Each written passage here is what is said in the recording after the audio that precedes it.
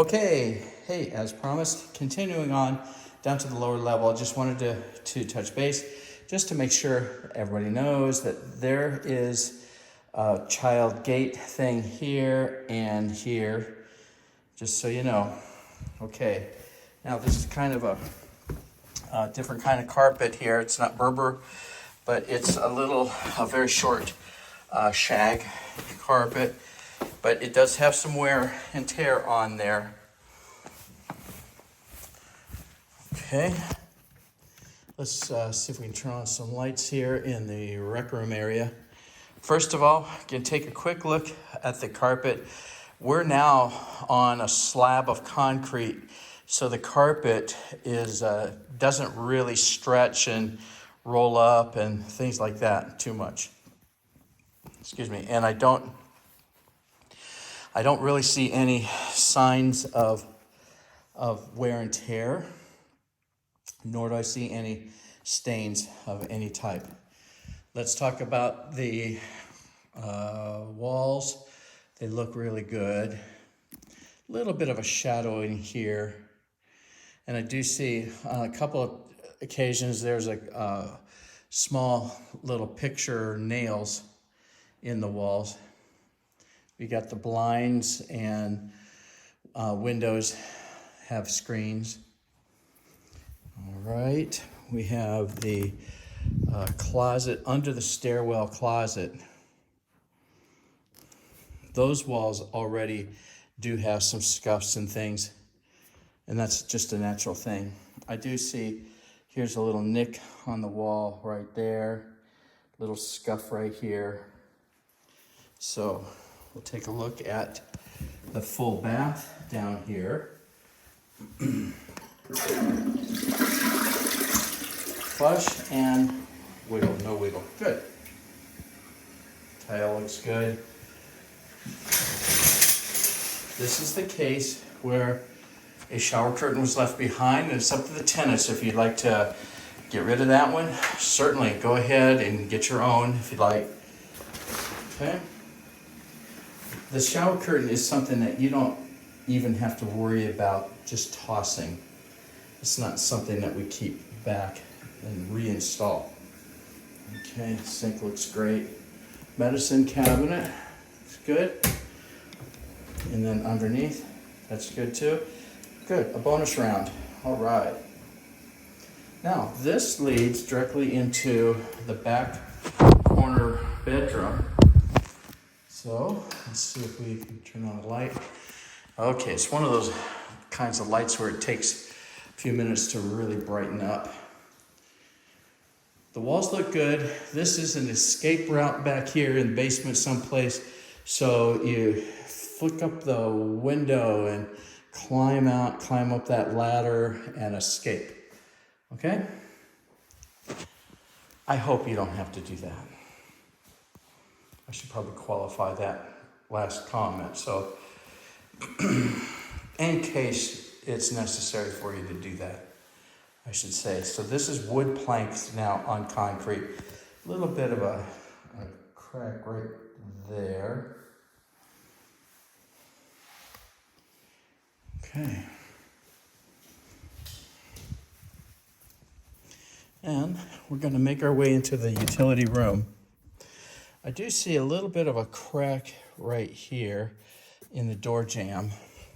I don't know if that was caused by anything. I do see a crack in the concrete, and no, tenants are not responsible for that either.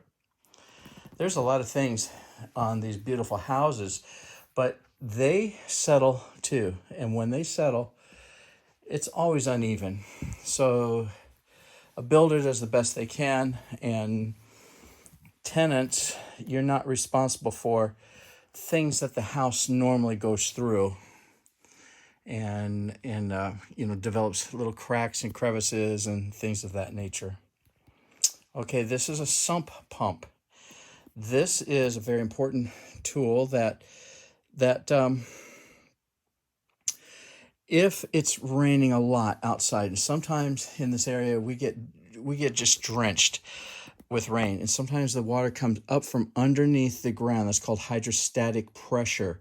That that there is a French drain that goes around the perimeter of the house and ends up right here. So this will fill up this deep hole that's about 4 feet deep. And then there's a pump in there. That pump then, when it hits the right level, will begin pumping water out of that hole, and it'll follow this up, and then we'll take it outside away from the house. That's called a sump pump. There's an electric motor down there. So if all is very quiet, but you happen to hear an electric motor going, then that's a good sign. That means that the pump is working. And if you hear a whoosh after that, that's even a better sign. That means that the pump is actually working and emptying that hole of water and pushing it out to outside the house.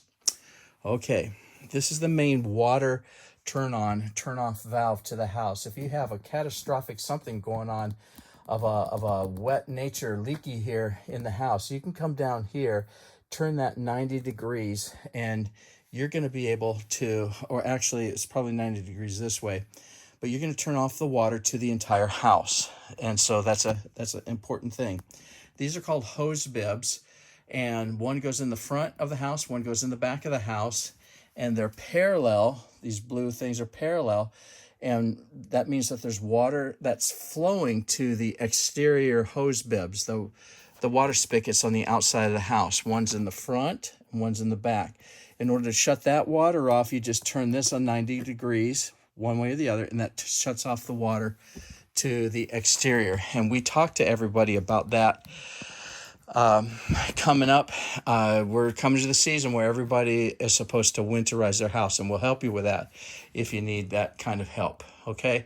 We do have some furnace here. This is where the filter comes in at here, and let's see, this is a brand new filter.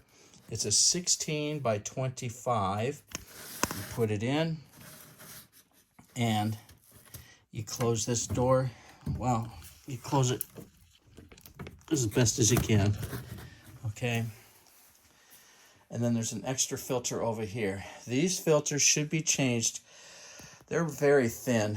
I would change those about once a month, or every other month at the very most, at the very least. I would change those every other month because they're very thin. You can put any other kind of filter in there. And I believe it's a double filter. Yes, it is. Okay, so this is still a good filter, although this is probably a month older than this. This looks like it's brand new. This looks like it's about a month old. So both those filters are going to be okay for right now. But I would say that judging by the date that you're moving in, just my opinion, I would say sometime before Thanksgiving, those two filters need to be replaced. Okay? Sometime before Thanksgiving. All right, if you have any questions about anything that we've covered on these videos, feel free to reach out. Remember, you've got a PCR, property condition report, that we're going to send to you when we send you these videos, and you're going to be able to state in your own words and your description about the house. It's general condition, anything in particular that we missed, and then also the cleanliness factor as well. By doing that, it's a great accountability tool that we use and keeps everybody on the same page. And frankly, it's a good place to be when everybody knows it's not a perfect house, but gee, you're not going to be responsible for this, or that. And it makes it for a really good relationship. All right, I'm going to check on that. I just turned this back on again because the time I did that this morning, there was a flame that occurred. So maybe there's a pilot light or something. If this is important to you, tenants, please let me know. We might get somebody out here to have a look at that then, okay? It's a deal. All right, Randy Huntley, Property Management Advisors. My office number, 703-457-6533. And if you need me personally, then there must be something really wrong with your situation. But please rely on my staff to handle things from rent payments to service calls, and you go forward from there. If one of my staff, they just can't answer your question or do whatever they've either promised you that they would do or just can't do it, well then it's going to come to me anyways. All right, thanks very much for your time and your patience. And on behalf of the owner, I just want to say welcome home.